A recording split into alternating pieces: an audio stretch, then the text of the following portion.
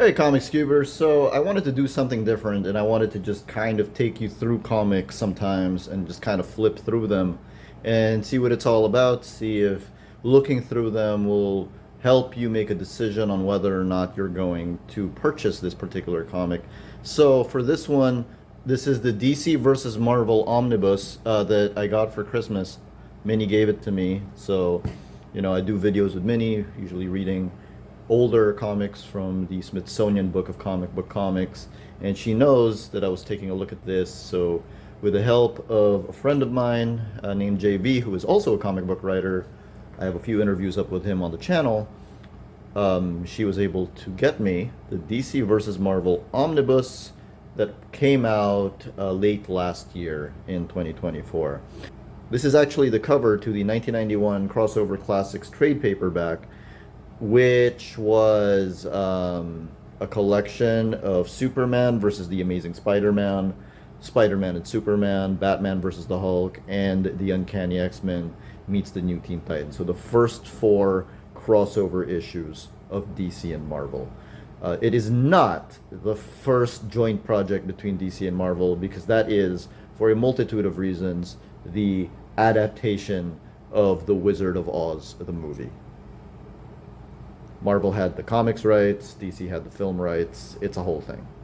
Okay, so interestingly, this is also kind of the cover to the Crossover Classics trade paperback that I own, which came out in 2001. You can see they removed the Apocalypse, and that's either Earth or New Genesis in the background there. So that's pretty cool. This is drawn by my favorite artist of all time, George Perez, who sadly passed away a couple years ago.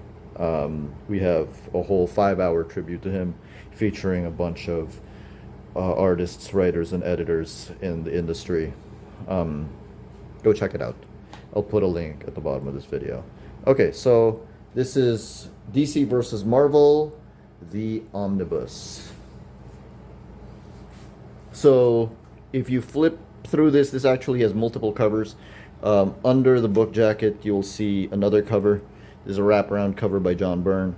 There's also a variant cover by Jim Lee. Now, if you guys know me, if you've been following this channel, you know George is my favorite artist of all time, and I am very happy that this is the cover that I got. Okay, if you open it up to the book jacket, we'll see the stories from which issues it's coming from. And we see that there's 1, 2, 3, 4, 5, 6, 7, 8, 9, 10, 11, 12, 13, 14, 15, 16 stories in here. I'm going to tell you right now, 8 of those stories involve Batman. 7 are Bruce Wayne. The other one is Azrael, Jean-Paul Valley, back in the time when Bruce's back was broken. And the other 5, so that's Superman the Amazing Spider-Man, Marvel Treasury Edition number 28, featuring Spider-Man and Superman, and Superman Fantastic Four, Incredible Hulk versus Superman, and Silver Surfer Superman are, the other 5 are Superman. And then Spider-Man is in 4 of them, but interestingly, he's only teaming up with Superman or Batman, right? He's not teaming up with anyone else. And the next guy who's in here, so tied for number 3 are the Hulk. Tied for number 4 are the Hulk, who is in Incredible Hulk versus Superman. He's in Batman versus the Hulk. That's DC Special Series number 27. And he makes a cameo appearance in Marvel Treasury Edition number 28. And the other guy is actually the Silver Surfer, who's in Green Lantern, Silver Surfer, Unholy Alliances, number 1, Silver Surfer, Superman, number 1, and also is the secondary Marvel representative in Darkseid versus Galactus, The Hunger. So we have the omnibus. Here is the covers, the creative teams to all of these issues that are in here, your table of contents, and your introduction. This is written in 2024 by Paul Levitz. And then there is the 1991 introduction to Crossover Classics by Dick Giordano, the great Dick Giordano, and also Tom DeFalco, who was editor-in-chief at the time. There's also Jerry Conway, who wrote the first ever crossover, which is this one, Superman versus the Amazing Spider-Man. And then here you go. Here's Lex Luthor and Dr. Octopus, the antagonists of the battle of the century, the greatest superhero team-up of all time, at the time anyway. Superman versus the Amazing Spider-Man. We have a video on this particular comic up on the Comics Cube. Go check it out. And I have always loved this cover. I think it's such a great cover. It was laid out by Carmine Infantino, drawn by Ross Andru, and inked by Dick Giordano, and with Superman's face kind of redrawn by Neil Adams. But it's such an amazing cover, and it really screams Ross Andru to me, because if you're not familiar with the work of Ross Andru, he is one of the most underrated artists of all time. He's probably best known for Spider-Man, for his stint on Spider-Man. He drew a lot of Jerry Conway and Len Wein's run. And he was known for a lot of action shots and a lot of backgrounds because he actually lived in New York, and he drew a lot of New York from photographs. So he didn't lead out this particular page, but it does scream Ross Andru to me, because that is the Empire State Building. You know exactly what building that is, but you're only seeing the top of it. And I love the angle. You're placing Superman and Spider-Man on even ground, but really it should kind of really be like this, right? So it's just such a pretty cool trick on your eyes, a pretty cool visual trick. This is the intro from Stan Lee and Carmine Infantino. Stan is full on Stan here. And then we get to the battle of the century. This is one of the best crossovers for me, because I think that sometimes crossovers can be a little too ambitious. They try to be a bit more unorthodox in their style, in their structure, in their convention. But when it comes to crossovers, especially intercompany crossovers, I think we're beholden to a certain number of constraints, and I don't think that those constraints like lend themselves well to trying too hard.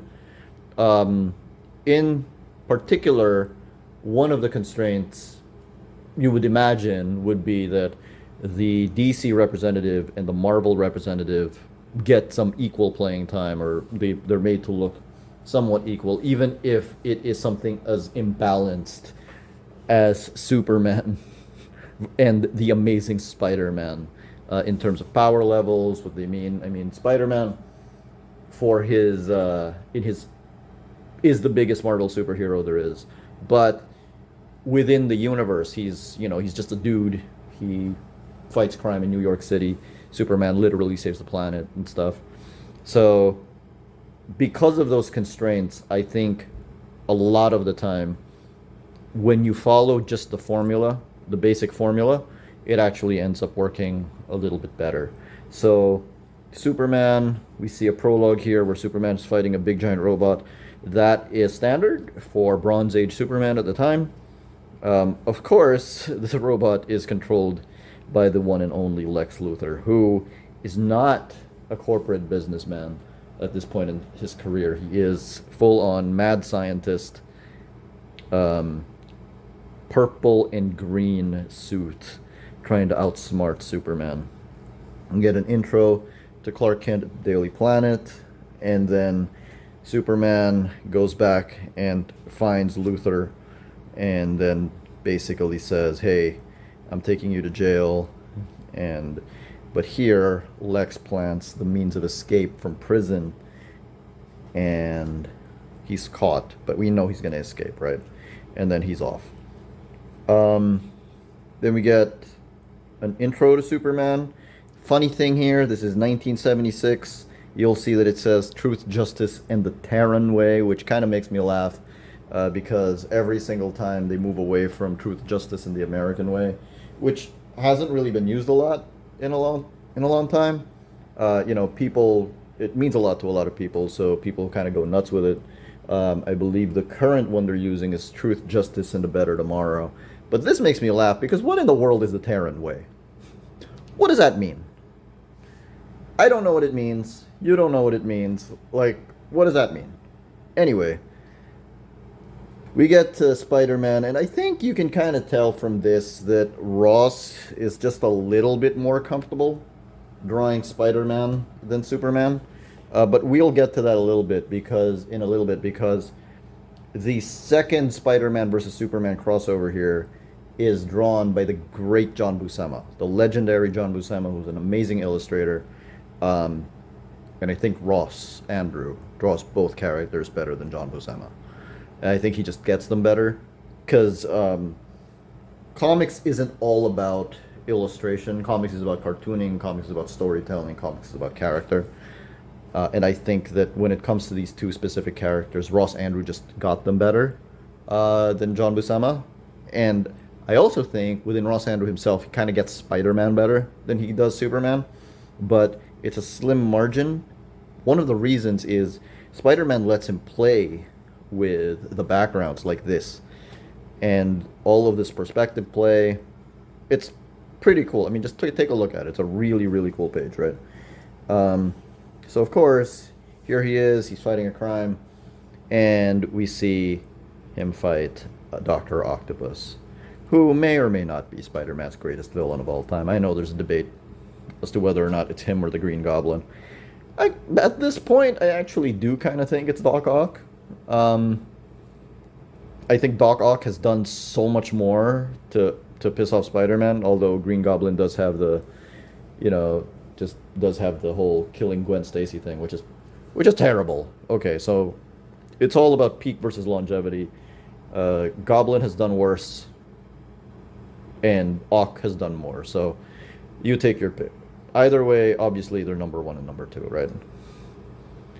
And then we have the Flying Octopus, which will come into play later. The Flying Octopus is one of those ridiculous Bronze Agey, Silver Agey things that I love so much. Because what does Dr. Octopus need with a flying octopus? Like, why? How much did this even cost him, right? Anyway, much like in the Superman story, this follows a certain formula where Spider-Man actually gets knocked out. Interestingly, actually, Superman does not get knocked out here, right? He just loses Lex here. Spider-Man gets knocked out. And I think this is one of those things where when I was a kid reading this crossover for the first time, and I liked Spider-Man a little bit more than I liked Superman, it annoyed me that Spider-Man was getting knocked out and Superman wasn't, and all of that. But the more I got into these characters, the more I kind of understood that losing and being vulnerable is part of Spider-Man's charm, in a way that it's not part of Superman's charm. And it's not really what I would read Superman for, but it does make Spider-Man more endearing. So I think this is cool with me, right? It's cool with me that he loses here. And then, much like in the Superman story, same structure. We are introduced to the Daily Bugle, and again, I do think that Lois Lane aside, Spider-Man does have the superior supporting cast. A lot of it having to do with J. Jonah Jameson being the type of character that he is. Here we see Spider-Man messes up, and the picture is wrong. Mary Jane is here in the Daily Bugle, picking up Peter, but then Peter ditches their date, and finds the blimp that contains the flying octopus, and then he captures Doc Ock. And then we have another pause for hero identification. Spider-Man, basically, I think this is also where I first learned that he had a little bit of a utility belt, and maybe also where I first learned that his web shooters were mechanical. Before that, I didn't even think about it. Prologue number 3, Lex and Doc Ock actually meet in prison. And as we've mentioned earlier, Lex has a way to get out, and he uses Dr. Octopus to get out. Okay.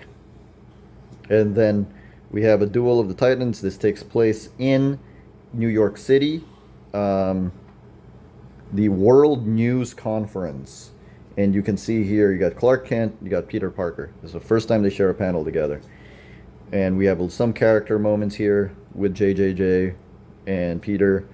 And then we have some character moments here with Morgan Edge and Clark Kent and Lois Lane. Then Peter and Lois actually meet before they meet, before Clark meets Peter. And then Superman comes in, but he kidnaps or disintegrates the girls. And we have a little bit of a joke here where Peter asks Clark where the phone booths are. But this was a time when New York actually got rid of phone booths, so they replaced them with stalls. So there's nowhere to change. So he changes in the rooftop, and we are treated to this wonderful double-page spread by Ross Andru. The first meeting of Spider-Man and Superman. And I just think that looks really cool. You know, it is many years later. It is nearly 50 years when this particular book was first published, or this particular story was first published, and it's been 30 years since I first read it. And I still think that this particular meeting looks really cool. So what we have here is Superman fighting the Amazing Spider-Man. Lex helps him out with some radioactivity, red sun rays, and then that still looks really cool, right? Spider-Man fighting Superman and Spider-Man winning. We know it can't last at all. And finally, when Superman kind of hits him, he actually pulls back his punch so that only the wind blast hits Spider-Man, and it sends him flying across the city. And that's the exact same time that Spider-Man's red sun radiation wears off.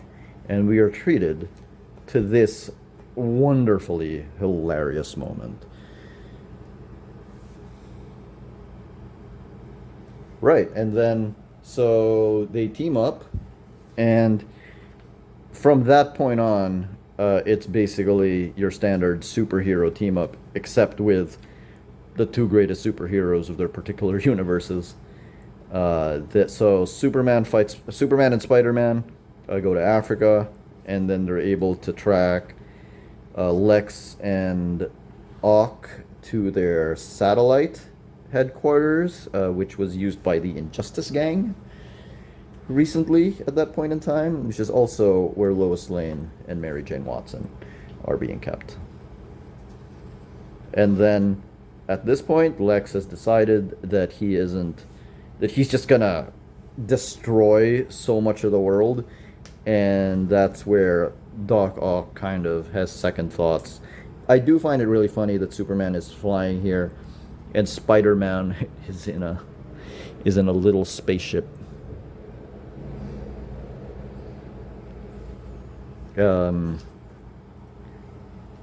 Standard crossover trope. They switch bad guys. I think that's pretty funny.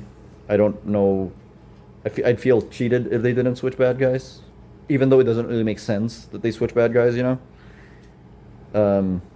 And then here's just them fighting, and then Superman has to stop the big tidal wave. What I like about this, so when I was a kid, this also annoyed me because Spider-Man doesn't actually quote unquote save the day here. He's not the one who he doesn't break out of Doc Ock's clutches or anything. He convinces Ock to turn against Lex Luthor. And again, the more I know about these characters, the more I like that, because Spider-Man's biggest weapon is not his proportionate strength of a spider. It is not his ability to stick to walls. It is not his spider sense. It is his big mouth. And because of his big mouth, he is able to convince his greatest enemy to turn on Superman's greatest enemy, while Superman goes and saves the world from that tidal wave. I love how this is all Superman, and then we just insert Spider-Man there for a little bit. Okay. And then finally, Clark Kent meets Peter Parker. Funnily, there is Jerry Conway's initial draft of this plot, and it's fairly different all the way in the back.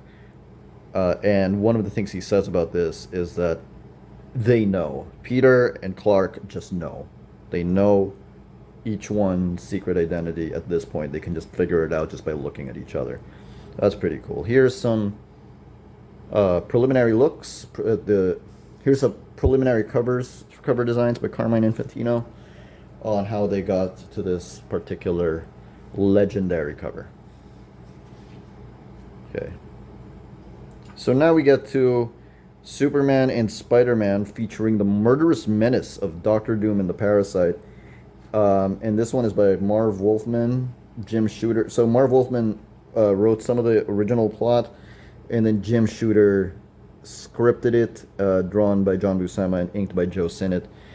And it's well executed, but I just don't think it's as good. As mentioned earlier, I don't think that John Buscema gets the characters as well as Ross Andru does. Not that they're bad, but, it's just like Spider-Man just looks a little bit bulkier. And Doctor Doom here as the villain is pretty inspired, though, because Doctor Doom and Superman just kind of like go together, because we are talking about the ultimate hero and the ultimate villain. The Hulk shows up here because this is a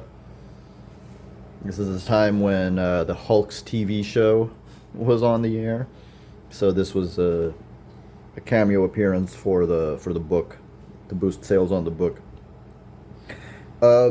They treat these particular crossovers at this point as if they happen in the same universe, so that's what we're working with here. And so we have here Clark and at the Daily Planet, and then he sees the Hulk rampaging downtown, turns into Superman. So we get actually our first Superman versus Hulk fight. This is the first of, I believe, 3 Superman versus Hulk fights. And you'll see here that Hulk punches Superman all the way across town. And then here's Spider-Man being like, oh, what am I going to do? What am I going to do, right? And then Superman comes back and just absorbs the blows from the Hulk. So this is pretty badass. I guess the thing about this is that I don't really look to Superman for badass moments. He is not the type of that's not the type of character that I see him as. Maybe your mileage may vary. I know that there's a lot of people out there who like the images of him with his glowing eyes about to shoot off his heat vision. But to me, Superman is a friend, right? He fights crime and he fights evildoers. He'll do it with a smile on your face. He'll help people. And the fact that Superman barely ever smiles in this particular crossover, as well drawn as he is, I do think, and it is a treat, don't get me wrong, to see John Buscema, who basically drew mostly Marvel stuff, to draw Superman. I don't know, I just prefer the first one. I just prefer Ross Andru drawing Superman.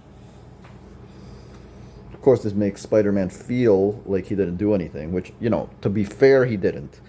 So we have the Parasite show up, and the Parasite is the one character that always weakens Superman. So that will show you how Spider-Man can help later.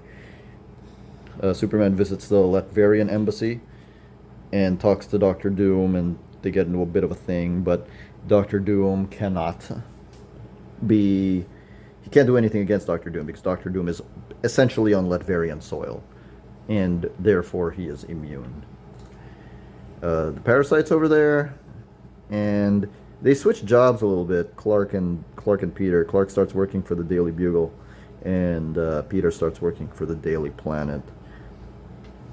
And then, so here, JJJ tries to yell at Clark the same way he yells at Peter, but he can't. It doesn't faze Clark, so it pisses off JJJ. So that's pretty funny. A lot of this ends up being actually a bit more Superman-centric, while Peter's just going around trying to, you know, live his life. And then uh, he ends up getting into getting into one of these hidden hideaways where he runs into Wonder Woman, who at the time also had a TV show. So she is also here to boost ratings, as it were, for this particular crossover. So she gets captured, much like the Hulk got captured, because this is not a multi-person crossover. This is a Superman versus Spider-Man. This is a Superman and Spider-Man crossover. And here's Superman being like, "Oh, I'll take care of it. Don't worry about it." And Spider-Man's like, "You know what? I'm just gonna go help because what the hell?" And again, this is one of those things, much like Spider-Man losing the fight to Superman earlier, that I appreciate a little bit more the more time has gone by, because Spider-Man is about vulnerability. Superman's not about vulnerability. Superman is about helping people and overcoming obstacles that are there. Superman is about overcoming obstacles that are placed in front of him, and doing it in the best way possible. And then you can challenge that by giving him problems that his powers can't fix, or taking his powers away, or having people who are actually stronger than him. But Spider-Man, a lot of the time, his biggest enemy is himself. So this is one of those things where his doubt gets in the way. So I actually appreciate that part of it. I still prefer the first one, the Jerry Conway and Ross Andru. And here we go. So big fight happens, and then Doom covers Superman with kryptonite. I don't really know why it's not killing him. Also, these stasis tubes were kind of everywhere back then. I feel like I saw this in a bunch of cartoons. Superman here is covered with kryptonite. I don't know why he doesn't just kill him. And Spider-Man has this marvelous idea to cover Superman with his webs and then slowly peel it away. Slowly peel it away so that he can remove every speck of kryptonite. No one sees this. Not Doom, not the Parasite, not Doom's henchmen. No one sees this happening. Also, I just think it looks kind of ridiculous, but that kind of makes it fun. See, the thing about these intercompany crossovers is that there are really no rules. You can do whatever you want. So, there's no stakes, right? There's not really any stakes, because this is not going to continue into the next series. This is not going to continue. This is not really going to be reflected in the ongoing titles. There's very few intercompany crossovers where that has actually happened. A notable one is Batman versus Spawn, where Batman throws a batarang in Spawn's face, and Spawn has to stitch it up, and then for like maybe 25 issues of his series, there's a stitch across Spawn's face. Okay, that's it. So here's Superman basically saving the day here. He punches out the Parasite using Doom's glove, and then he has to hold this particular reactor together while Spider-Man uses his brains to fix things, and he does, because Spider-Man is a genius. The real Spider-Man moment is here. Doom is trying to escape, and Spider-Man has webbed up the entire thing, and Doom cannot escape. Superman chases Doom to the Latvian embassy, so that's pretty cool. That is a pairing that it just makes a lot of sense, and it's kind of a tragedy that we'll never really see Doctor Doom versus Superman again. Okay. That brings us to our third one. Batman versus the Incredible Hulk. Okay. So Superman versus the Amazing Spider-Man is probably my favorite of this collection, but this one, Batman versus the Incredible Hulk, considering that it doesn't have any of my favorite characters in it. I'm not a big Batman fan. I'm not a big Hulk fan. Well, I guess I love the Joker, but other than that, this isn't really something that I thought I was going to look forward to. But one of the things that I really come to appreciate the more time has passed is the greatness of the artist Jose Luis Garcia-Lopez, who has a real case for being the greatest DC artist of all time. You know him as the guy who did the style guides, you know him as the guy on all the merchandise, and he's just such an incredible artist. This one is written by Len Wein and drawn by Jose Luis Garcia-Lopez and inked by Dick Giordano. So we have the origin of the Batman and the origin of the Incredible Hulk. The villains in this piece are the Joker and the Shaper of Worlds, who before this crossover, before I read it in 1991, definitely not familiar. I believe the reason that the Hulk is the Marvel's representative here after Spider-Man is because he legitimately probably was at the time Marvel's second biggest solo hero. And a lot of that, because you got to remember back in 1966, I think it was Rolling Stone that had a whole survey about what characters, what figures influenced college students. Three of them were real people, and two of them were Spider-Man and the Incredible Hulk. And I think a lot of that is because he is, at the time, a countercultural icon. Because, he's the exact opposite of what you would think of in a classical protagonist in heroic fiction. So, all of this already looks pretty cool. We have this couple who is hallucinating. Well, not hallucinating, like their nightmares are coming to life. And then we see the Joker here. This is classic Joker. This is my favorite interpretation of the Joker. This is the Joker that would poison fish and try to copyright them because they bore a smile that was similar to his. And I know we're way past this Joker, and we're probably never going to see this Joker again, but that actually makes me appreciate this particular version of the Joker more. We have Robert Bruce Banner here. So, Robert Bruce Banner, and then the Joker shows up, tries to steal the gamma gun that he's working on, that he's trying to get closer to, so that he can be cured of the Hulk. And of course, this just unleashes the Incredible Hulk. And then turns out we are on Wayne property, so it also brings in the Batman. So Hulk somehow gets a hold of the gamma gun, and then Joker's trying to get him on his side, trying to turn him against Batman. Look how well drawn that is, right? That's just really well drawn. That's just really effective storytelling. And finally, we have Batman versus the Hulk. So here's the thing. I think we all know Batman should lose this, right? Because there's really nothing he can do to the Hulk. There's really nothing he can do to the Hulk. And they basically say there's really nothing he can do to the Hulk.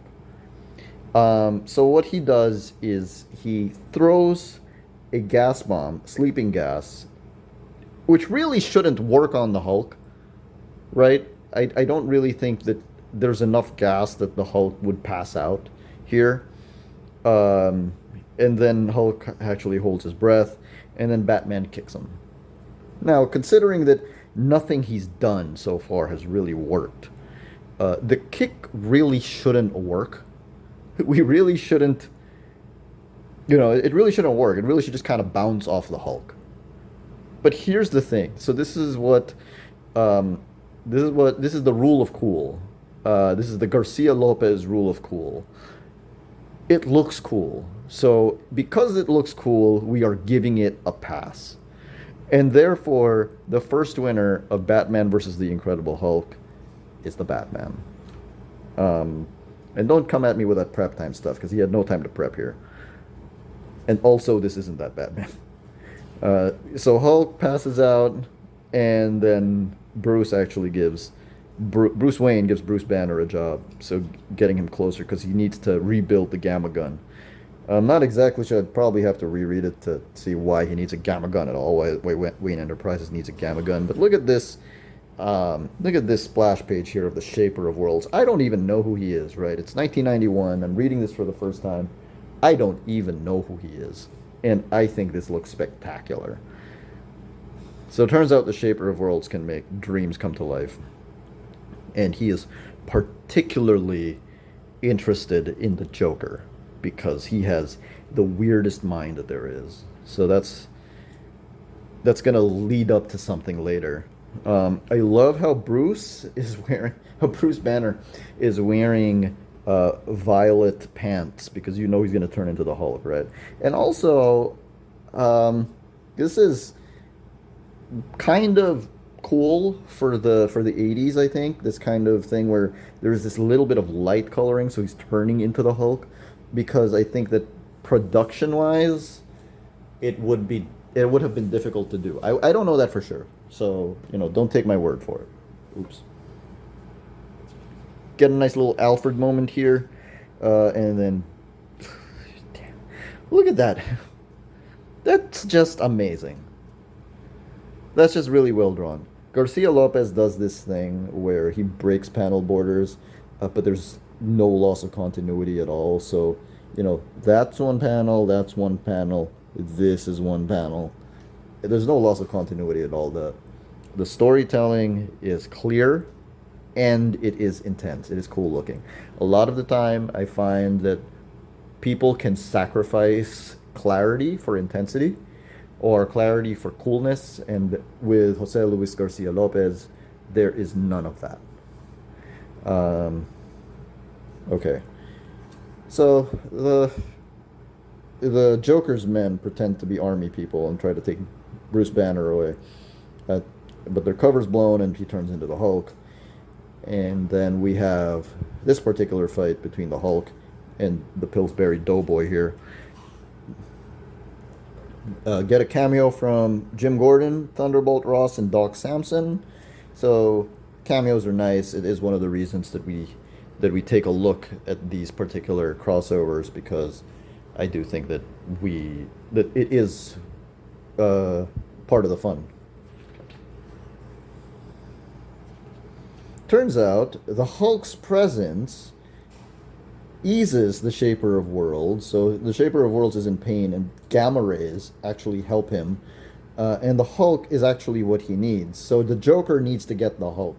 The gamma gun is out of the equation at this point. So the Joker needs to get the Hulk. So he teams up with Batman because Batman also needs to get the Hulk. And then Batman and Hulk round 2, which eventually just kind of ends with the Hulk bringing the building down on both of them and being the first one to leave. So the winner of Batman versus the Hulk, round 2, is the Hulk. And then Hulk meets up with this old man who turns out to be Batman, who convinces him to go with a Joker. And then we have the Hulk and Batman fighting all these villains. Again, this is one of the fun things about intercompany crossovers. We'll see these little cross fights. So Scarecrow fights the Hulk here. Here's Batman fighting the leader, and then Killer Moth and Rhino running into each other. But of course, none of those guys is the Joker, right? We get a Hulk as strongest one there is, which is part and parcel for being a Hulk fan. And then the Shaper of Worlds grants the Joker his heart's desire, and he becomes the king of the world. And anything the Joker wants happens. So we are treated to this visual spectacle of King Joker. It might, it might be foreshadowing the eventual storyline Emperor Joker, but look at how amazing that artwork is. Look at that. Look at that. Garcia-Lopez does Dali. Garcia-Lopez does Alice in Wonderland. Amazing. It's just, he's amazing. He's just an amazing artist. By the way, the style guide, the DC Comics style guide from 1982 that Garcia-Lopez made and drew, is up on the Standards Manual website. You can order it. Mine is actually on the way. I'll probably get it sometime in March. Unfortunately, it's going to be a little late because I live abroad. And amazing, right? Yeah, when I first read this is one of the first times I saw a sad ending. And that makes me, it's melancholy. I wanted to talk about this, right? Because I've been talking about how amazing Jose Luis Garcia-Lopez is this whole time. But this is the evolution of that cover that eventually led to this final cover. The thing is, if you take a look at this cover, that looks fine to me. Like, if I were the editor, I would have signed off on this cover. It looks fine. But then Dick Giordano and Al Milgrom basically say, the Hulk isn't menacing enough. And we don't know if Batman is jumping into the picture or swinging into the picture. And then he fixes Batman, and then they say the Hulk still isn't menacing enough. You look at that, I think the Hulk looks menacing enough, right? But then they catch that, and then he redraws the Hulk. And then they say his legs need to be fixed. Those legs look fine to me. But then this is perfect. The final product is perfect. And I wanted to mention that because I wanted to say we have to pay attention to editors. Because editors are what take they are what take a comic from perfectly fine to good to great. And now we get to the Uncanny X-Men and the New Teen Titans. I would believe that this is everyone's favorite crossover here, and it's hard to blame anyone, because at the time that this comic came out, the Uncanny X-Men and the New Teen Titans, the best-selling Marvel comic was the Uncanny X-Men, and the best-selling DC comic was the New Teen Titans. So it only made sense, right? It only made sense to team these two up. It is not my favorite. And the reason it is not my favorite is because this doesn't have my favorite characters in it. My favorite characters are Superman and the Amazing Spider-Man. And Captain Marvel and the Mighty Thor, but they're not in this book at all. So what we have here, actually, is an interesting case where it doesn't really follow the conventions that have been set forth by the previous three of intercompany crossovers, because this is very much an X-Men story. However, it is also weird because the villain in this piece is Darkseid, who at this point, I believe, unless somebody can tell me I'm wrong, has not run into the New Teen Titans. Darkseid is a fairly new villain at this point. And like by fairly new, I mean like less than 10 years. But mostly he's been fighting the New Gods and Superman. And the X-Men are hot off the heels of the Dark Phoenix saga, which is an amazing story. So, and I kind of lie, like one of my favorite characters is Dick Grayson, but he wasn't a favorite character of mine at this stage in his career. So, and also, we have this big Marvel Comics ad right here. Marvel Comics' power from Kitty Pryde. In the middle of, to kick off an intercompany crossover. So it's a little strange, but the amazing thing about this is that this is written by Chris Claremont, drawn by Walt Simonson and inked by Terry Austin, kicks off with the New Gods, and then we jump straight into the X-Men. Now, the thing about Walt Simonson is, I believe, we all associate him more with Thor, right? But the thing is, he's such a big Jack Kirby fan. And if I were to name the artists that I think really capture the spirit of Jack Kirby, Walt Simonson, I think I would put him at the top of that list. He's definitely near the top of that list, definitely top 3. So we get the X-Men, a flashback of Jean Grey, the Phoenix, talking to Scott Summers, and then we go to Titan's Tower. where it is then revealed that Starfire knows the Phoenix because that is actually she actually I'll get back to that. Okay, so we're introduced to these guys, and we're introduced to Deathstroke, the Terminator. So, actually, the villains here are pretty cool on the DC end. It's just that the Titans end up not really doing much. And we have here Starfire talking about how she actually saw the events of Dark Phoenix Saga. She actually saw Dark Phoenix destroying a Shi'ar battle cruiser, destroying a star, and all of that. So she actually was there. So again, we are operating here under the assumption that these characters live in the same universe. So we have the parademons attacking the Titans, but they think they're the X-Men because they're similar enough. And here's Wolverine fighting Deathstroke, which is a pretty cool fight actually, because this was a time when Wolverine wasn't super invulnerable. Like, he could lose. He was still on his way to superstardom. At this point, he's basically the X-Men's most famous member. But he didn't even have his own title yet at that point. And then we have Deathstroke winning. This is the wall. So this is the source wall, which is what separates existence from what's on the other side.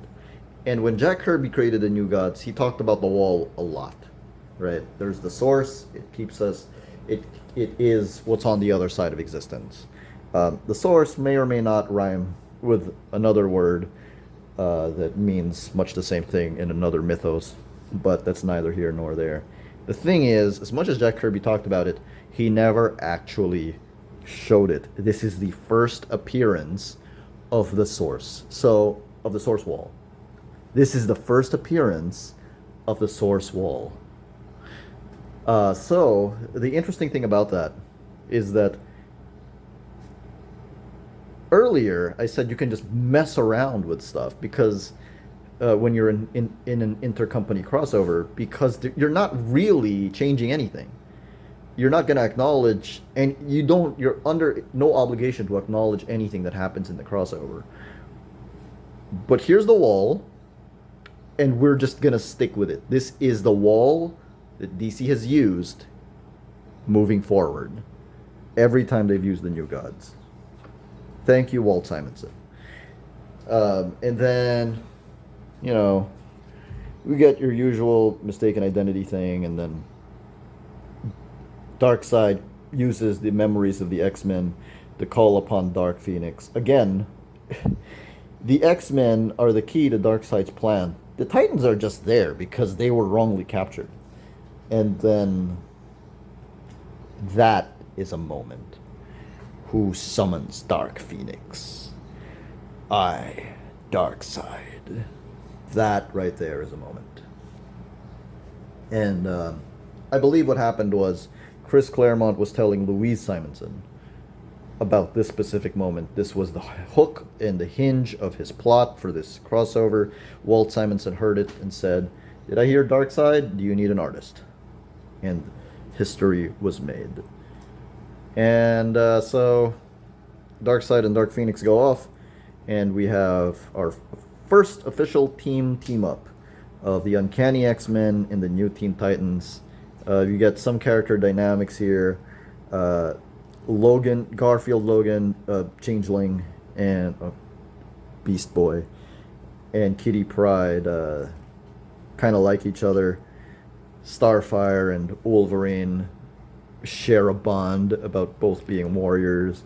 Got some few splash pages. Deathstroke here gets one up on Wolverine, says, "Now we're even." That's a pretty cool moment. Donna Troy doesn't get much to do in this story, and if there's ever any panel that says this is more of an X-Men story than a Titans one, there's that, where everyone is being led by Cyclops. And that wouldn't be the end of it, actually, because as time goes by and they end up reaching out to Jean, what ends up happening is that Jean tries to take over Cyclops' body, and then together they defeat Darkseid. So again, this is really an X-Men story where Darkseid is the villain that just happens to star the New Teen Titans. And I guess that's why it's not really one of my favorites. I would prefer one of the reasons that I do like intercompany crossovers is that I would prefer more or less an equal showing. But it is incredibly well done. As much of an as much as I am not an X-Men fan, Chris Claremont, between this, God Loves Man Kills, Dark Phoenix Saga, has written three of my favorite comics of all time.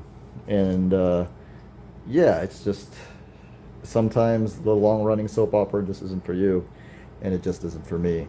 And that is one hell of a final shot for that crossover. We take a break, and now we're in the 1990s, and we have Batman Punisher by Denny O'Neil and Barry Kitson and James Pascoe. This was during when this was when Bruce Wayne wasn't in commission as Batman, and Jean Paul Valley, or Azrael, as is probably better known, was Batman. Barry Kitson draws his heart out here. So this basically has the Punisher going into Gotham City. So the Punisher was red hot at the time. This was a time when anti-heroes were really big, and the Punisher was huge. He had multiple titles, and he's still huge, right? So a lot of it has to do with that symbol of his. Different groups try to co-opt it, different groups try to use it. But the Punisher has always been fairly famous ever since he made that first appearance in the 70s in Amazing Spider-Man. He was drawn by Ross Andru, created by John Romita Sr. And it's just got such a striking visual. And I think when you have a really striking visual like Batman, like the Punisher, like, say, Venom, it's just easier to try to gain traction. I hate that Batman suit. So, Punisher versus Batman fighting here. This is actually part 1 of 2. And yeah, you can probably tell I don't really have much of an attachment to this particular crossover, given how quickly I'm flipping through it. But they are fighting Jigsaw, and it's revealed that Jigsaw is working with who else, right? The Joker. At this point, it should be noted that they're treating the crossovers as if the previous 4 didn't happen. So this is a completely new thing, because the other thing is Crisis on Infinite Earths happened in the right before this one, or like right after Uncanny X-Men New Teen Titans. So in between, DC went through a reboot. So this is basically a new quote unquote crossover continuity, but it is still a continuity where they exist in the same timeline, in the same universe. Well, we have a fight between Jean Paul Valley and Frank Castle, and Frank pretty much wins that one. Really, he intentionally misses, and basically says that he cheated. And then we go into Punisher, Batman, Deadly Nights with written by Chuck Dixon, drawn by John Romita Jr. and Klaus Janson, and John Romita Jr. draws his heart out. I know there's some people out there who don't like JR's draftsmanship, and I can understand it. It does take a while to get used to. But for a character like the Punisher, even a character like Batman, I do think that the grittiness of it is the right fit. Funnily, JR's work is probably best known for Spider-Man, but that's actually the one character where I'm not a big fan of his work. I think he's great on Daredevil. I think he's great on Thor. I think he's great here. Look at that. That is masterful, suspenseful storytelling. Just the way that the panels expand, and also the way that it moves downwards as he's coming towards you. That's just really good.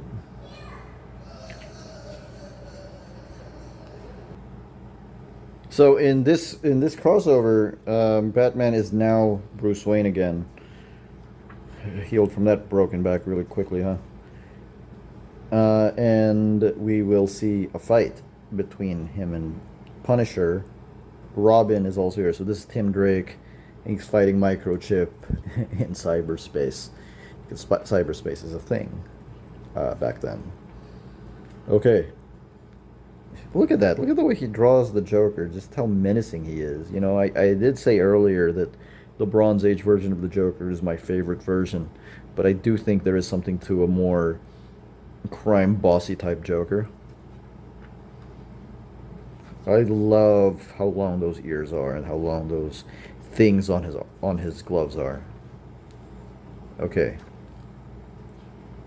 As we keep going, we do see so Jigsaw actually had his face fixed by the Joker, and then no longer has his face fixed by the end of it, because these things, you know, any change that you can make to continuity is going to be accidental. It's not going to be intentional, like the source wall. So he beat, you know, Batman's obviously wearing Kevlar here, so he beats Jigsaw while the Punisher beats the Joker. The Joker shows up in a lot of these things, of course, because he is Batman. So Batman, again, is in 8 of these, and the Joker is, I believe, in 4 of these. So he's in this as many times as Spider-Man is. So this is the 3rd time that the Joker shows up, actually. No, the Joker's here 5 times, actually. He's in this omnibus more than Spider-Man is. And as many times as Superman is. There's this whole thing about Punisher trying to kill the Joker, and then Batman's like, no, you can't. You know, it's the age-old thing about whether or not we should kill the Joker. The real answer, of course, is that you can't kill the Joker. He makes too much money. But chances are somebody in the real world would have killed him already. So that's where the Punisher's coming from. John Romita Jr. draws rain like no one else. And that's the one punch he gets, and Bruce says to him that, no, you're not punching me again, don't test me. That's basically how it ends. The Punisher would go on to have a crossover with Archie, which is amazing. And if you want me to do a flip through of that one, let me know, because I love that comic. So Darkseid versus Galactus the Hunger. This one's a little weird to me, because I can't imagine there was a lot of demand for Darkseid versus Galactus, with guest starring the Silver Surfer and Orion. But at the same time, I do think the Silver Surfer was red hot back then because of his ties to Thanos and the Infinity Gauntlet. So, you know, this takes place at a time when the Silver Surfer was still Galactus's herald. And the pitch is simple. Galactus lands on Apocalypse. Here's John Byrne trying to do his best Kirby. So John Byrne, to me, he's one of my favorite creators of all time. He's one of the creators that got me into comics. But I do think that, for the most part, his work in the 90s had begun to suffer, or just wasn't as good as his work in the 80s when he was being inked by, you know, Terry Austin, Carl Kiesel. When he started inking himself, I do think that we lost a little bit of a step. But, you know, still pretty cool. So Darkseid here. Here's the Silver Surfer. And then he's attacked by parademons. And then he sends out the signal. Highfather is hiding New Genesis and is basically saying, it's fine, let Galactus go eat. Let Galactus eat Apocalypse. I don't really care. Better Apocalypse than Better Apocalypse than New Genesis. And then we get old school Galactus with shorts. That makes me laugh. Old school Galactus with the shorts. So this is not the first time that. This is not the only time that John Byrne. This is not the only John Byrne crossover in this whole thing, and it's not the only time that John Byrne is doing a period piece that intentionally harkens back to a previous era. And so Galactus and Darkseid meet each other, and then they fight. There's the Silver Surfer, and at this point he's on Galactus' side, and then Orion is like, you know what? I can't let my dad die this way, even though he's horrible. Which really, I don't really buy, but you know, someone has to fight the Silver Surfer, and it's got to be Orion. Who else is it gonna be? There's the fight. I love Orion though. Orion is one of my favorite characters. I think he's great. This is pure John Byrne channeling Jack Kirby all over it. And Surfer actually wins this handily. But then Desaad puts on this device on the Surfer that kind of brings back his memories. So Galactus tampered with the Silver Surfer's memory so that he doesn't have much of a conscience. And he doesn't remember Zenla or Shalabal or all of that. But because his memories are brought back, he actually staves off the Black Racer and helps Orion live. Here's Darkseid shooting Galactus with his Omega beams. And then Galactus is like, yeah, I'm unaffected. What? And then they're about to fight again, Surfer and Orion. Orion's just kind of weird in this crossover because he's trying to help Darkseid, but because Surfer spared his life, he also just kind of leaves. And then there's Surfer, he loses to Darkseid after being taken from behind like that. And then Galactus is going to win, but there's no life energy on Apocalypse, which, again, Galactus should have really known.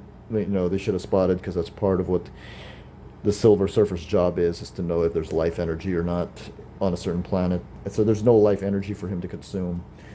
But again, these crossovers are really, the plots are there so that the crossover exists, right? It's not there so that so that you're challenged on a literary sense or whatever. They're there for the crossover to exist. And speaking of being there for that crossover to exist, we have Spider-Man and Batman. So this is the 90s. And we have... This is one of my favorite looks for Batman. The pretty much all black look. You can argue with me and say that that's dark blue with shadow. But, you know, potatoes. And Mark Bagley is one of my favorite artists, especially for Spider-Man. But actually, he draws a pretty badass Batman here. There's another one of those things, you know, with a title like Disordered Minds. There's, of course, another one of those things that just happen to have the Joker in it. Basically, Spider-Man dreams of the Joker, and Batman dreams of Carnage. This is the closest in structure, I think, to the first one, to Superman versus the Amazing Spider-Man.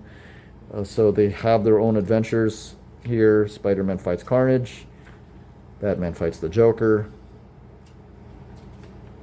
And then Carnage and the Joker. I'm not going to get into the plot specifics of this. Carnage and the Joker team up. Batman fights Carnage. There's really not much he can do to Carnage because Carnage is basically invulnerable. Actually, Carnage is so invulnerable that every single time Spider-Man has to fight him, it feels like they were intentionally weakening him with every succeeding time. Because, you know, you can't have a maximum Carnage every time where all of the heroes just show up and try to fight him. You know, Spider-Man and Batman do not get off on the right foot because this is that era of Batman. He just does not get off on the right foot with anyone. And then the Joker, here's the Joker and Carnage. Uh, and then Batman actually asks Spider-Man for help because he needs help understanding Carnage because Carnage is difficult to understand. And then we have Spider-Man and Batman fighting the Joker and Carnage, but the Joker and Carnage themselves are not getting along. And so I'm not really sure I buy this, but basically, um, Joker has a bomb that is going to destroy.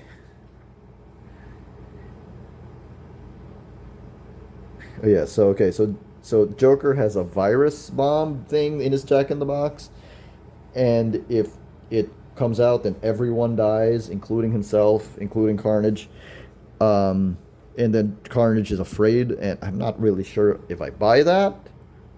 But considering that J.M. Dematius, but considering that J.M. Dematius is the one who wrote this, okay, I will accept it. I love J.M. He's a great writer, and as I've mentioned, switching villains, standard trope in these things. Batman fights Carnage. Spider-Man fights the Joker with his spider signal. And then we have this pretty cool shot of Spider-Man and Batman to close off that particular crossover. Really well drawn. I think one of the key things to these intercompany crossovers is that they should be very well drawn because it's a treat, right? It's just a treat. We have Green Lantern, Silver Surfer, so this is where it starts to get weird for me. It's written by Ron Mars, drawn by Darryl Banks and Terry Austin. Ron Mars made his name on the Silver Surfer and is the co-creator of Kyle Rayner, the Green Lantern. And in this one, again, they swap foes. Silver Surfer fights the cyborg Superman, who is a Green Lantern villain, despite his name. He's a Green Lantern villain. And then Kyle Rayner, the Green Lantern, fights Terrax the Tamer. But now they're being treated, they're from different universes now, right? They're not from the same universe as they were before. As the others, as every other crossover prior to this section is takes place in the same universe. Now they're being treated as if they're in different universes, and the reason for that becomes obvious towards the end. So it turns out Cyborg and Terrax are just secondary villains here. We actually have Parallax, Hal Jordan, and Thanos as the main bad guys here.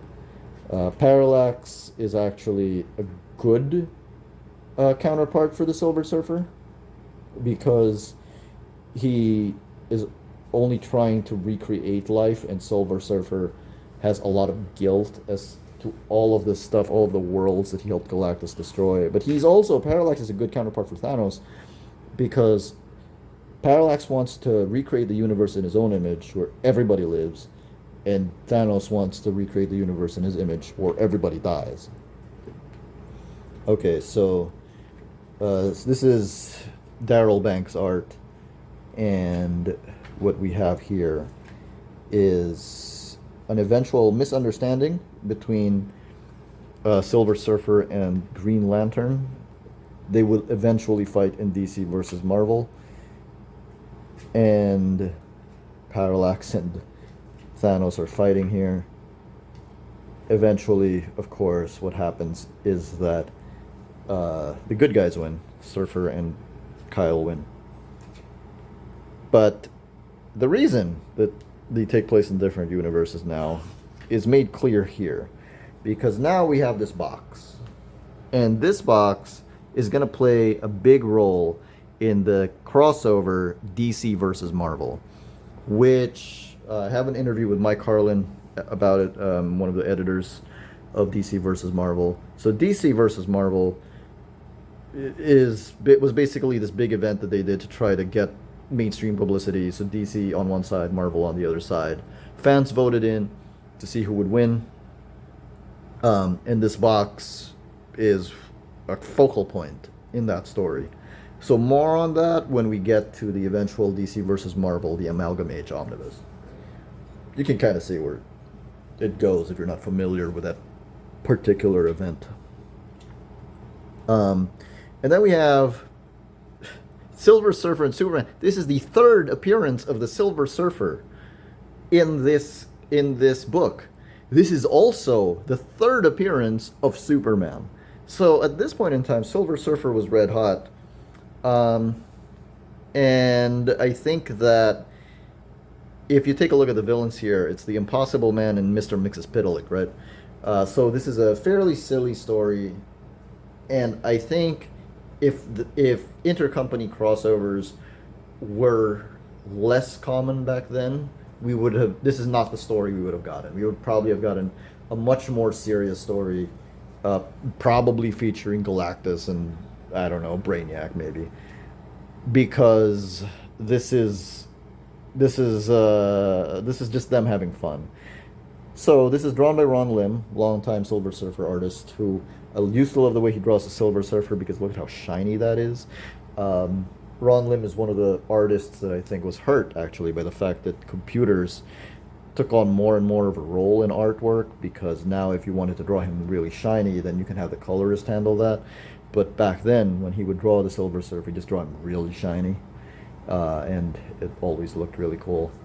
He draws a pretty cool Superman too, I think. But I think that an interesting thing about this is that the greatest crossover team book artist of all time is George Perez, and aside from the cover of this omnibus, he is not here.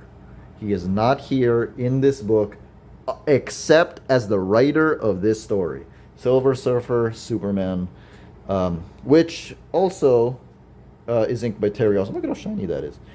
Inked by Terry Austin. Props also to the colors here, Tom Smith and Digital Chameleon. Again, this is one of those things where they're treated as if they come from different universes, and we have Superman fighting who he thinks is the Super Skrull, and the Silver Surfer in Metropolis fighting, and then fighting he doesn't know who, but then he ends up breaking out of glass as he's trying to escape Metropolis, and then eventually they sort of kind of figure it out. Metropolis is in a bottled city, much like Kandor. And then Surfer's actually in the Fortress of Solitude. And as it turns out, Superman figures out that he's not fighting the Super Skrull. He's actually fighting who he thinks is Mxyzptlk, but turns out to be the Impossible Man. But now, because he thinks it's Mxyzptlk, Superman has lost this game. Impossible Man has won it, supposedly, because the rule was that they had to confuse the other guy. But little does he know that Mxyzptlk is a liar. So they end up fighting amongst themselves. We get a whole bunch of cameos from different DC and Marvel characters here, and then the Silver Surfer enlarges Kandor, and also Superman helps him with his planet that used to once be afraid of him, because it's a whole thing, Surfer being feared across the cosmos because he's the herald of Galactus. So again, pretty silly story with two of the most powerful heroes in existence. And I do think that if we were not getting if we were not getting a lot of crossovers back then, this is not the Silver Surfer Superman story we would have gotten.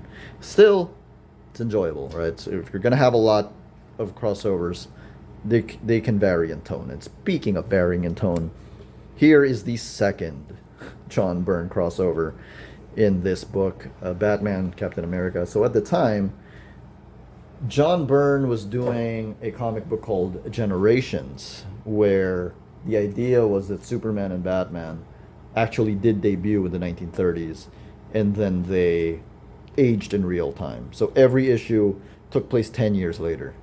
This is set in that continuity, and therefore we're trying to get that golden age Dick Sprangy Batman with that golden age Jack Kirby Captain America feel. Again, if we had a bunch of crossover, if we didn't have a bunch of crossovers, and we had a Batman Captain America team up, I don't think this is the one we would have gotten. We would probably have gotten a more modern team up. They'd probably fight, um, big choreographed fight scene. You'd have your grim and gritty Batman. You'd have your Ed Brubaker, Steve Epting Captain America. But here, this is a treat to see a period piece. Because, again, if you're doing an intercompany crossover, you may as well have fun, right? That's the whole point of these things. There's no stakes, just have fun with them. It, you know what? What I just said is true of superheroes in general. Just have fun. If you're not having fun with superheroes, I don't know what to tell you. And then the Joker shows up again in his fifth appearance in this book. Again, he has as many appearances as Superman and more than Spider-Man. That's pretty amazing. I do think it says a lot about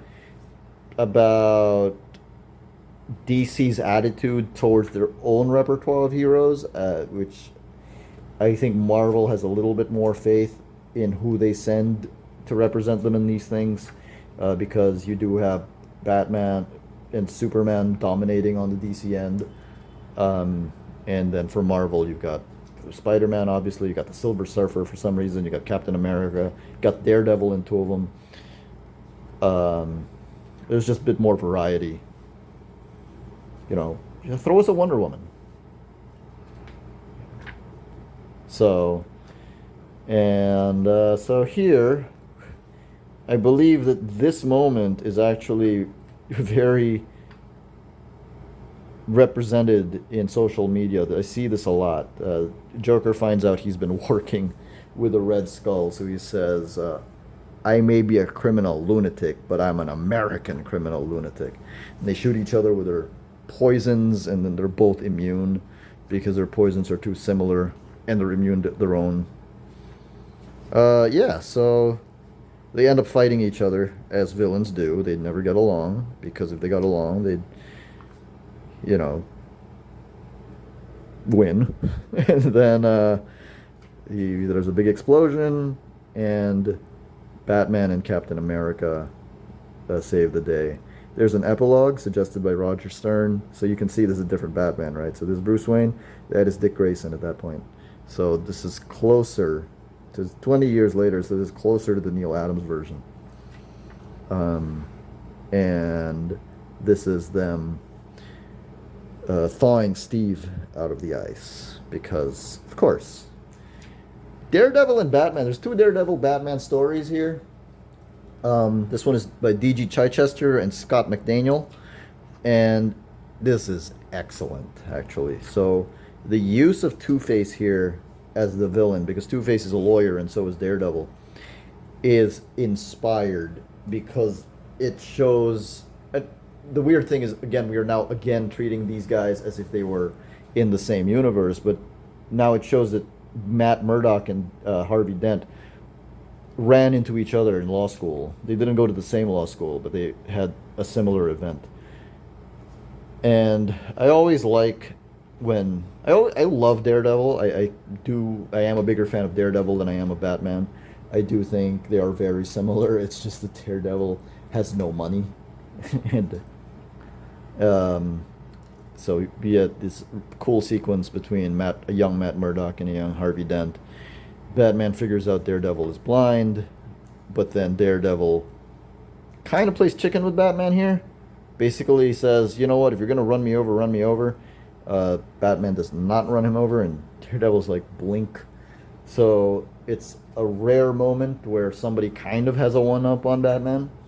I do think that Batman and Superman are pretty protected, and I have really no real basis for saying that in this crossover, but I do think that there is a lot of instances where I could imagine editorial saying, or maybe not editorial, maybe even the higher ups, because DC is owned by Warner Brothers and was owned by Warner Brothers throughout this whole time. And I can imagine them basically saying, oh, you can't do that to Batman. Or you can't do that to Superman. in a way that I don't really see Marvel saying, like, oh yeah, you can't knock out Spider-Man.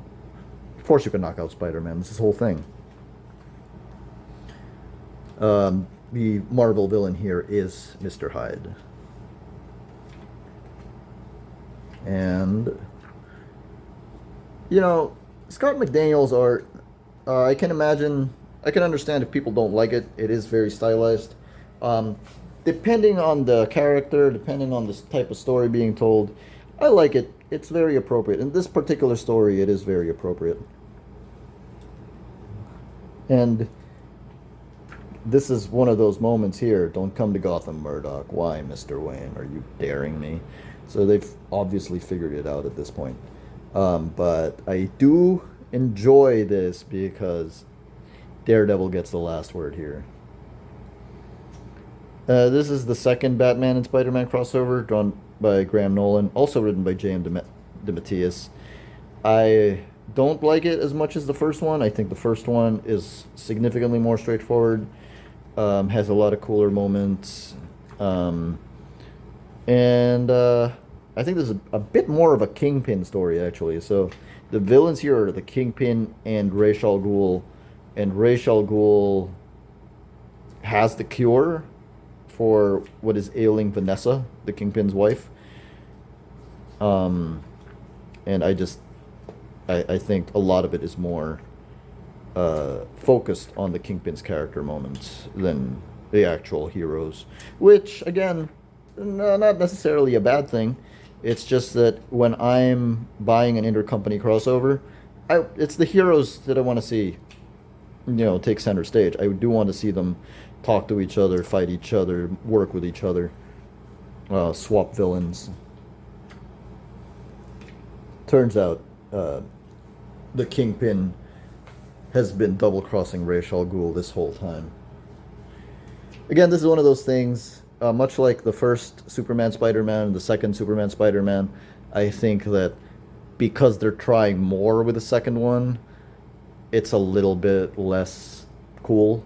It's a little bit less of a fun ride. And in general, I do think that in both cases, the first artist understood the characters more. Or, just has more of a grasp on what makes those characters cool and fun to look at. But, Spider-Man and Batman, written by J.M. DeMatteis, I'm not really going to complain. Superman and the Fantastic Four, I had not read this until this crossover, until this omnibus. By Dan Jurgens, by the great Dan Jurgens and Art Thibert. And I think the pitch for this basically is, what if Galactus had destroyed Krypton? Plot twist, he didn't actually destroy Krypton, but we think it does. He didn't actually destroy Krypton, but we're led to think that he did. A weird thing here is in the text, it does say that the Fantastic Four and Superman live in different universes. Like here, where Franklin says, I know he's only a cartoon here, but Mom says there's a whole other universe where he's real. And over here, Superman says, I need to find Access. Access is the bridge between DC and Marvel universes from the DC versus Marvel story. But there's nothing in the art that says they're in different universes. In fact, the art basically treats it as if they were from only one universe, because, again, it opens with Galactus near Krypton. So it makes me feel, and I guess I could ask whoever worked on this question the next time I interview those people, like Dan Jurgens, for example. But it makes me feel that all of the text that says they're on different universes actually comes after all of the art was drawn. I don't think it was written as such. I think that came in post-production. That's just my theory. Could be wrong. Galactus makes Superman his herald because that's just how these things go. Hank Henshaw, the cyborg Superman, is here again. He shows up twice in this omnibus. That's pretty notable. And he notes how similar his origins were to the Fantastic Four. Um, and then, of course, Superman eventually breaks free from Galactus's control.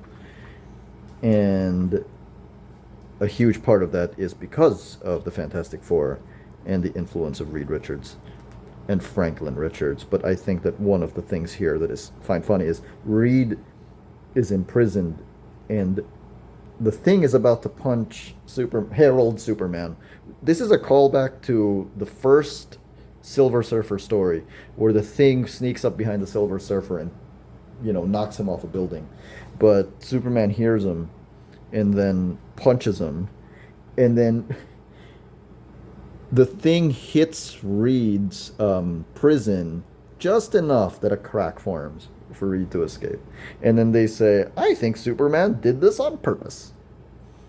And I think that's pretty funny. And Superman sees Franklin's Superman toy, and he breaks free of Galactus's control. And that's a pretty cool shot. Superman and the Fantastic Four.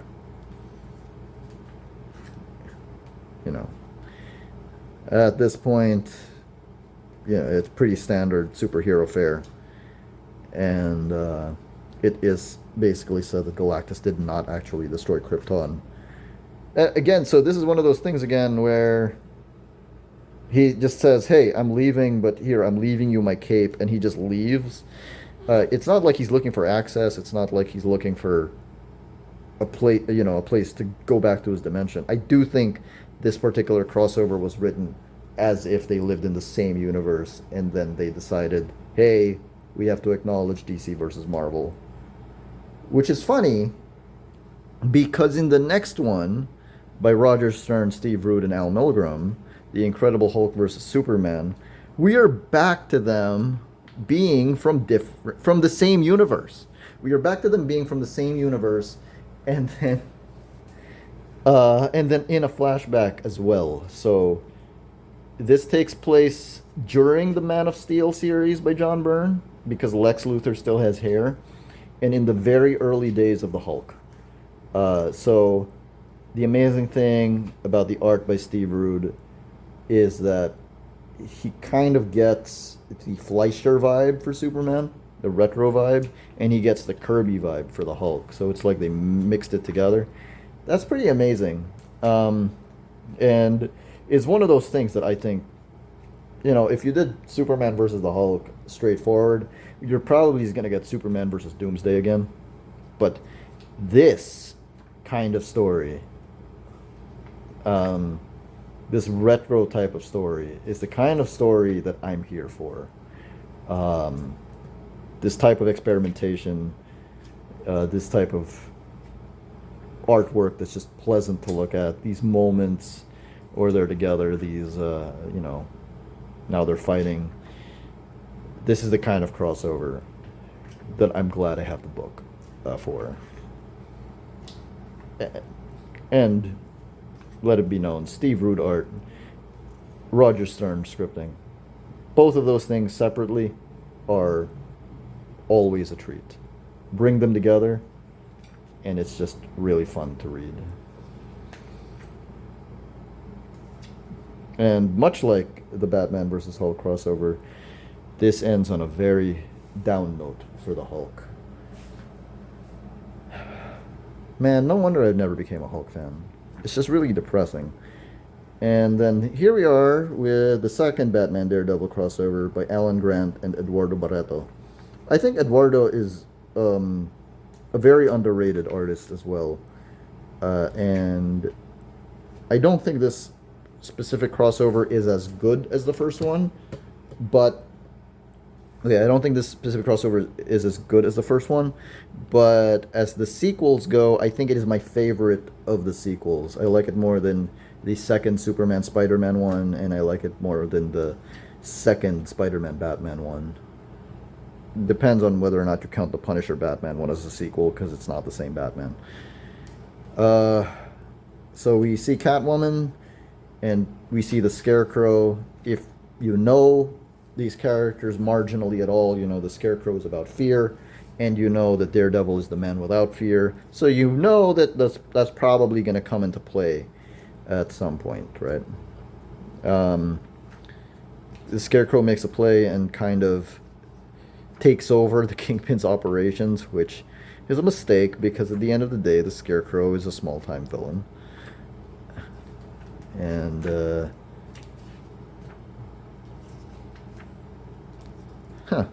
I just realized that the Kingpin is also in this book twice. So that's something. So both of them in Batman crossovers. I guess that makes sense. Yeah. And then we have the afterword here, written by Ron Mars and Tom Brevoort, both in February of 2024. This is Jerry Conway's original plot for the first Superman Spider-Man team up. It is quite different, actually. You'll have to get the book to actually read it. But it is Superman and Spider-Man still fighting Dr. Octopus and Lex Luthor. Okay.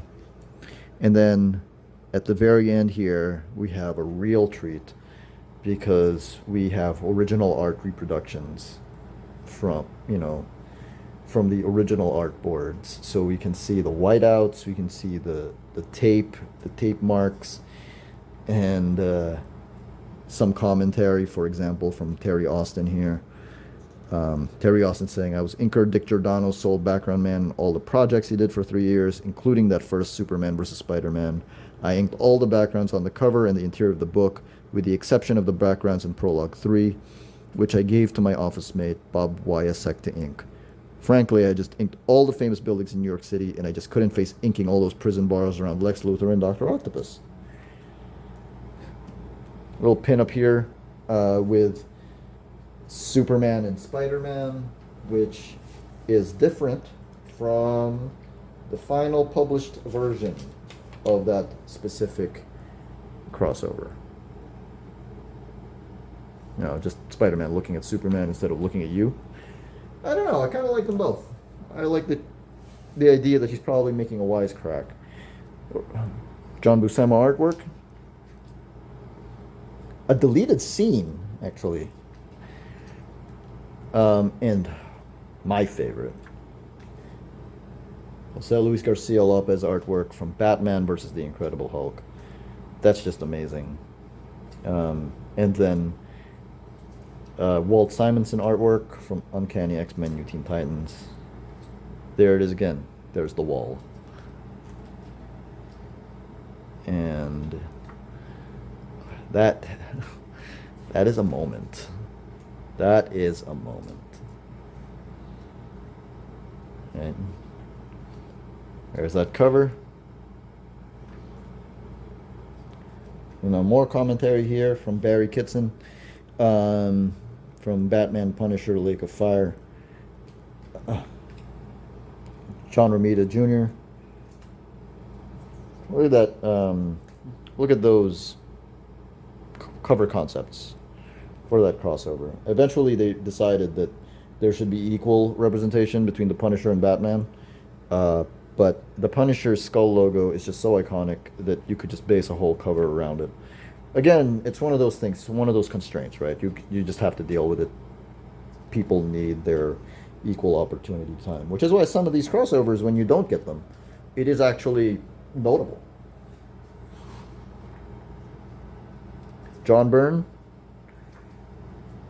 Mark Bagley, Darryl Banks,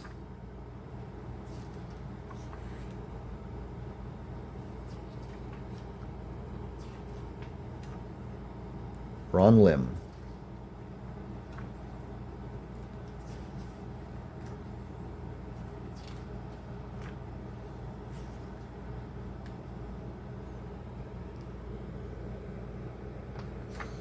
John Byrne again.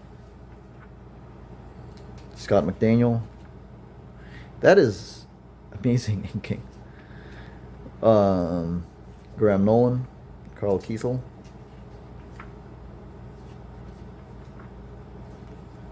Dan Jurgens and Art DeBear. Steve Rude.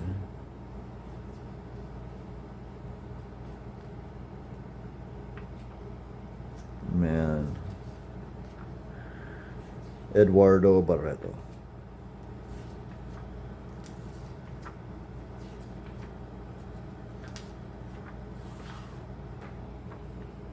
So, you know, original cover, the crossover classics, the back matter, the back cover, more of these covers to these trade paperbacks. Oh, wow. And the fold out cover to Superman, the Fantastic Four. Ah, well, risks of getting a book without checking it. Oh well, not a big deal. Superman, The Amazing Spider-Man by Alex Ross, recreated, of course, from the Carmine Infantino, Ross Andrew, Dick Giordano cover. Layouts, and this is the back. This is the wraparound cover for this omnibus, Under the Dust Jacket by John Byrne, and there it is in black and white. And there's John Byrne again. Here's the Marvel Age article on Batman, Punisher, Gotham Knights. Some house ads for Superman and Spider-Man. And Uncanny X-Men New Teen Titans. And there's the cover, the variant cover of this by Jim Lee. Which, again, if you know me at all, you know I would prefer the George Perez cover. And that's it. And I hope you enjoyed. If you want me to do more flip throughs, please let me know. Please click like and subscribe. And as always, I appreciate your viewership.